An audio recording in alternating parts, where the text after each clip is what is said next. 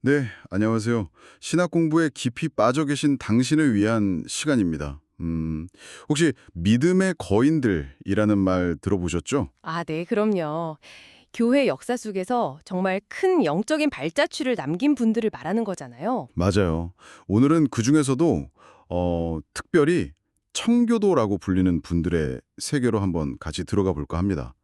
사실 청교도 하면 그렇죠. 보통 좀 엄격하다 아니면 경직됐다 뭐 이런 이미지가 먼저 떠오르잖아요. 네, 그런 편견이 좀 있죠. 하지만 사실 그 엄격함 속에 정말 놀라운 신학적인 깊이, 그리고 뜨거운 영적 열정이 숨겨져 있거든요. 아, 그렇군요. 네. 그래서 오늘 저희가 좀 깊이 이야기 나눠볼 주제가 바로 이 풍성하고도 또 때로는 좀 도전적으로 느껴질 수 있는 청교도 문헌의 세계입니다. 네네. 조엘 비키 목사님의 글 청교도 읽기를 뭐랄까 나침반 삼아서요. 왜 이분들의 글이 오늘날 특히 신학을 공부하시는 당신에게 중요한 영적 자산이 될 수 있는지, 음. 그리고 또 어떻게 하면 이 방대한 유산에 좀 효과적으로 다가갈 수 있을지 그 길을 함께 찾아보려고 합니다. 와, 좋습니다. 마치 그 거인의 어깨 위에 올라서서 더 넓은 신앙의 지평을 보는 경험? 오늘 저희가 딱 그런 경험을 선사해 드리고 싶네요. 네, 바로 그겁니다. 단순히 정보를 막 나열하는 게 아니라 이 지혜의 샘에서 당신에게 가장 필요한 것들을 잘 길어 올릴 수 있도록 저희가 좀 실질적인 길잡이가 되어 드릴게요. 좋습니다. 자, 그럼 첫 질문부터 바로 들어가 볼까요? 왜, 왜 굳이 오래전 청교도들의 글을 읽어야 할까요? 솔직히 현대 신학 자료만 해도 따라가기 벅찰 때가 많잖아요. 아, 정말 현실적인 질문이시네요. 그 점에 대해서 비키 목사님은 아주 유명한 비유를 드시죠.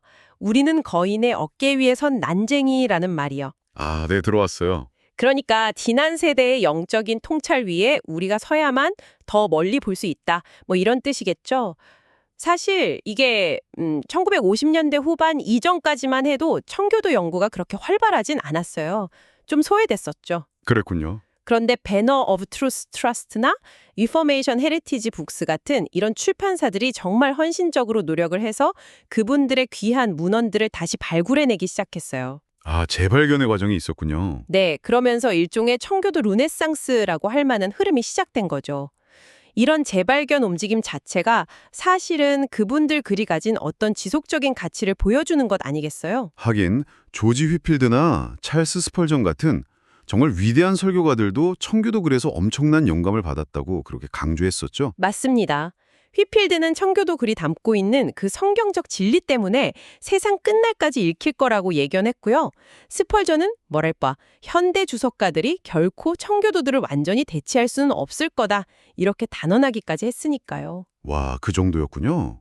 시대를 초월하는 뭔가 특별한 게 있다는 거네요. 정확합니다. 요즘 현대 사회는 좀 짧고 간결한 정보, 소위 사운드 바이트라고 하죠. 그런 거에 익숙하잖아요. 네, 그렇죠. 핵심만 딱딱. 근데 청교도 저술은 거의 그 반대편에 있어요. 아주 깊이 있는 사색과 묵상을 요구하거든요. 바로 이 지점이 신학 공부와 직접적으로 연결되는 부분입니다. 아, 청교도들은 정말 놀라울도록 깊은 경건함, 그리고 성경 본문에 대한 아주 탁월한 통찰력, 또 삶의 모든 영역을 아우르는 그런 포괄적인 신학적 성찰을 보여줍니다. 그러니까 피상적인 이해를 넘어서 당신의 신학적 사고의 근육을 키우는 데는 정말 이만한 훈령이 없는 거죠. 마키아벨리가 고전 읽기를 영양가 있는 유일한 음식에 비유했다던데 청교도 문헌이 딱 그런 느낌을 줄 수 있어요. 영혼과 지성에 깊은 만족감을 주는 거죠. 영양가 있는 유일한 음식. 아, 이 비유 정말 와닿는데요. 그냥 단편적인 지식만으로는 채워지지 않는 어떤 깊은 갈증 같은 걸 해소해준다는 그런 느낌이네요. 네, 맞습니다. 그렇다면 그 아우구스티누스를 회심으로 이끌었다는 유명한 라틴어 문구 있잖아요. 톨레 레게, 집어 들고 읽으라. 이제 우리도 정말 그분들의 책을 집어 들어야 할 때인 것 같습니다. 바로 그 정신이죠. 톨레레게는 그냥 읽어라는 권유를 넘어서 진리를 향해서 아주 적극적으로 탐구하라는 외침이거든요. 청교도 문헌을 집어드는 것이야말로 바로 그런 깊이 있는 여정의 시작이 될 수 있습니다. 좋습니다. 읽어야 할 이유는 이제 분명해졌어요. 그런데 막상 시작하려고 하니 아까도 말씀드렸지만 어디서부터 손을 대야 할지 좀 막막해요. 자료가 너무 많다고 하고 또 어떤 글은 상당히 어렵다고 들었거든요. 비키 목사님은 어떤 조언을 주시나요? 그 막막함 저도 충분히 이해합니다. 그래서 비키 목사님이 몇 가지 아주 실용적인 원칙을 제시하세요. 첫 번째 원칙은 맥락부터 파악하라는 겁니다. 맥락부터요? 네. 그러니까 숲을 먼저 보고 나서 나무를 보라는 거죠. 이걸 위해서 청교도들의 시대적 배경이라든지 핵심 사상 같은 걸 좀 소개하는 신뢰할 만한 2차 자료부터 읽는 게 좋다는 거예요. 아, 2차 자료요? 혹시 추천해 주실 만한 책들이 있을까요? 그럼요. 예를 들어 릴런드 라이큰의 세속의 성자들.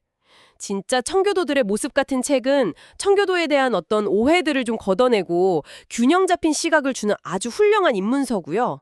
네. 좀 더 간결하게 보고 싶으시면 피터 루이스의 청교도 사상의 정수나 에롤 헐스의 청교도들은 누구이며 무엇을 가르치는가.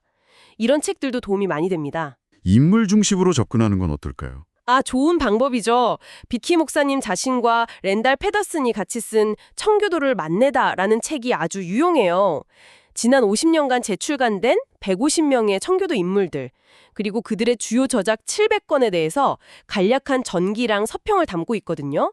거의 뭐 청교도 인물 사전 같은 거죠. 와, 그거 정말 유용하겠는데요. 네, 비키 목사님은 이걸 매일 한 명씩 읽으면서 묵상하는 방식을 제안하는데 꾸준히 하면 정말 큰 그림을 그리는데 도움이 될 겁니다. 신학적인 측면에서 좀 더 깊이 이해하고 싶다면요. 그럴 때는 J.R. 패커의 경건을 추구하며라는 책이 청교도의 기독교 생활 비전을 아주 깊이 있게 다루고 있고요.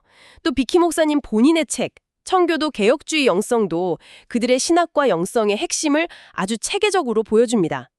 이런 2차 자료들을 통해서 일단 기본적인 이해를 다지는 게 아주 중요합니다. 그렇군요. 배경 지식을 어느 정도 쌓고 나면 이제 드디어 청교도들이 직접 쓴 1차 자료에 도전할 차례인데 여기서 두 번째 원칙이 필요할 것 같아요. 아까 말씀하신 것처럼 옛날 어휘나 문장 구조 때문에 어렵다는 평이 많으니까요. 맞습니다. 그래서 비키 목사님의 두 번째 원칙은 점진적으로 접근하라는 거예요. 점진적으로. 네, 처음부터 막 에베레스트를 오르려고 하지 말고 동네 뒷산부터 시작하라는 거죠. 예를 들어서 신학적으로 굉장히 깊고 때로는 문체가 좀 난해하다고 평가받는 존 오웬이나 토마스 구드윈 같은 거장들 있잖아요. 네네, 유명하죠. 이런 분들 책에 바로 도전하기보다는 비교적 읽기 쉬운 저자들의 글부터 시작하는 게 훨씬 현명하다는 겁니다. 아, 그럼 예를 들어 어떤 저자들이 있을까요? 청교도 입문자에게 좀 추천해 주실 만한 분들이요? 토마스 왓슨 같은 분은 문체가 간결하고 명료해요. 비유도 풍부하고요. 그래서 하나님의 만족술이나 회개의 교리 같은 책은 시작하기 아주 좋습니다. 토마스 왓슨. 네. 그리고 존 플라벨이라는 분은 원래 선원들의 대상으로 설교를 많이 하셨어요. 그래서 글이 비교적 쉽고 또 목회적인 따뜻함이 느껴지죠. 그분의 섭리의 신비는 정말 많은 분들에게 위로를 준 고전이고요.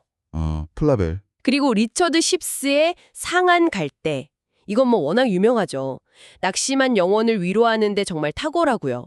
토마스 브룩스의 사탄의 계략에 대항하는 귀한 처방은 아주 실제적인 영적 싸움에 큰 도움을 줍니다. 네네. 물론 존 버년의 천루역정 같은 우화는 두말할 필요도 없고요.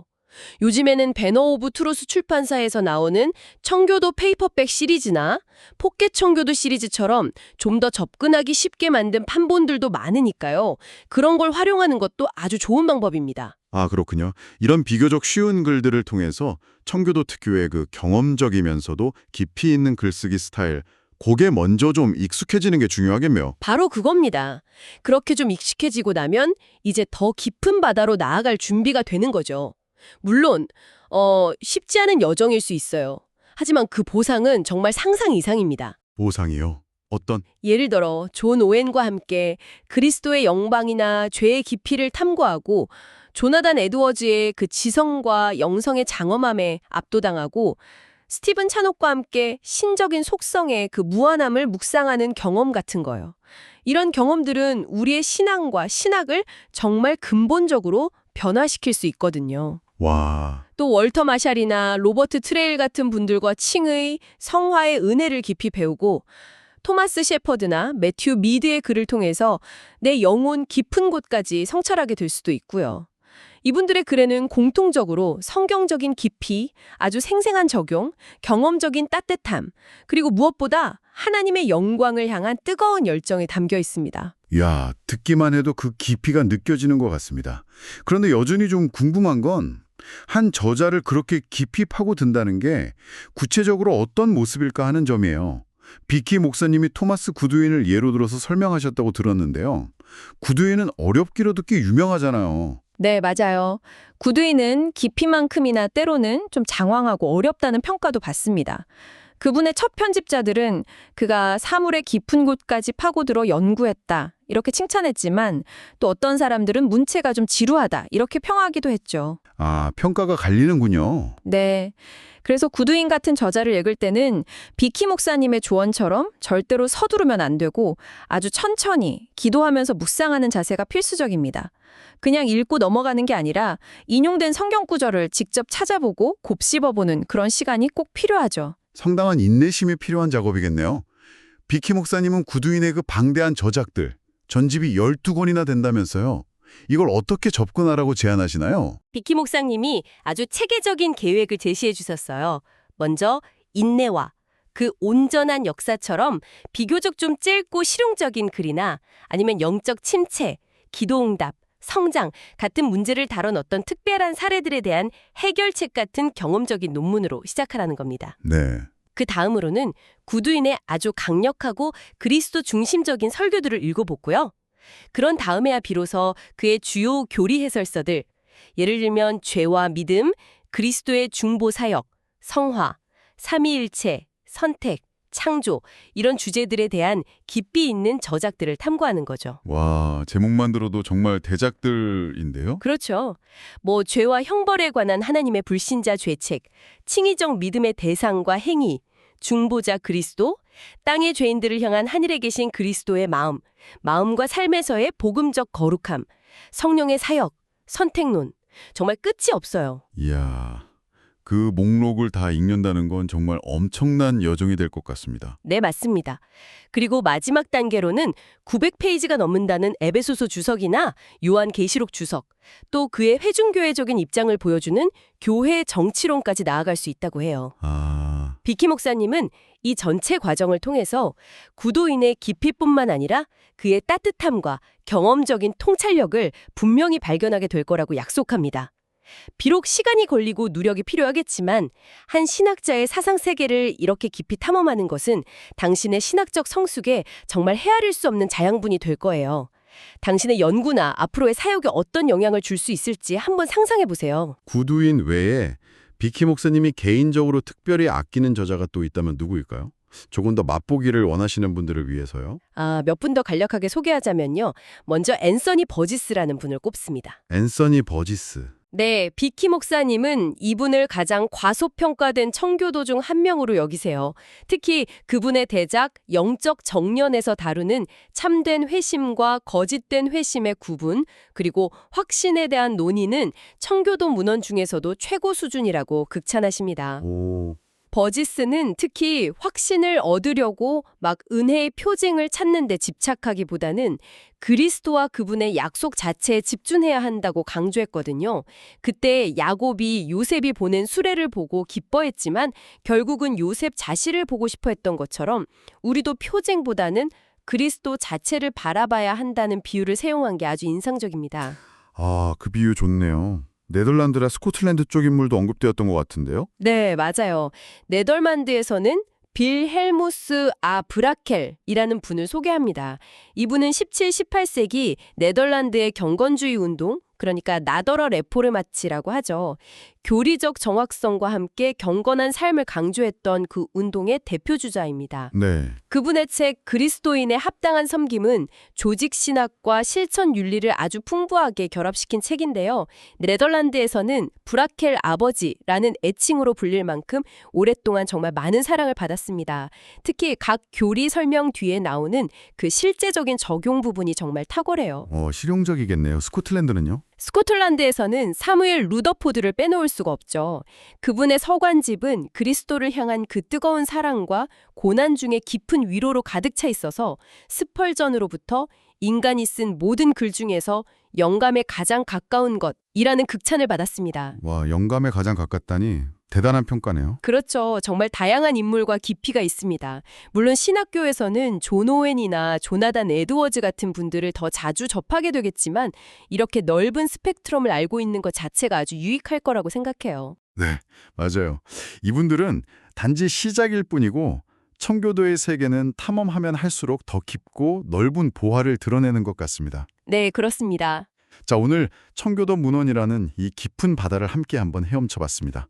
핵심을 다시 한번 정리하자면 청교도들은 우리에게 단순한 지식을 넘어서 정말 심오한 신학적 깊이와 뜨거운 경험적 신앙의 조화를 보여준다는 것이겠죠. 네. 아까 인용했던 J.I. 패커의 통찰처럼 오늘날 개신교도들이 가장 약한 부분에서 청교도들은 가장 강했다는 말이 왜 나왔는지 이제 조금은 알 것 같습니다. 네.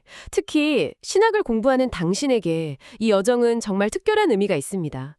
청교도를 읽는다는 것은 단순히 과거를 공부하는 게 아니에요. 미래의 사역을 위한 아주 견고한 토대를 쌓는 일이거든요. 그분들의 신학적 정확성, 또 목회적인 지혜, 그리고 무엇보다 하나님을 향한 그 깊은 사랑과 경외심은 시대를 초월해서 당신의 영혼과 사역에 분명 큰 영감을 줄 겁니다. 네네. 비키 목사님이 제안하신 것처럼 하루에 단 15분이라도 괜찮아요. 꾸준히 그분들의 글과 씨름한다면 정말 평생에 걸쳐서 엄청난 영적 자산을 쌓게 될 거라고 확신합니다. 네, 하루 15분. 정말 투자해볼 만한 가치가 있겠네요. 마지막으로 오늘 저희가 나눈 이야기들을 바탕으로 당신에게 한 가지 질문을 던지면서 마무리하고 싶습니다. 네. 교리적인 이해를 넘어서 청교도들이 그토록 치열하게 씨름했던 그 내면의 정직함, 구원의 확신에 대한 갈망, 그리고 하나님과의 생생하고 인격적인 교제에 대한 그들의 탐구가 오늘 이 시대를 살아가는 당신의 개인적인 영적 여정과 또 앞으로 펼쳐질 사역의 방향을 어떻게 새롭게 빚어갈 수 있을까요? 그 답은 아마 책 속에 있을 겁니다. 부디 용기를 내셔서 그분들의 세계로 한번 들어가 보시길 바랍니다. 톨레에게 집어들고 읽으십시오.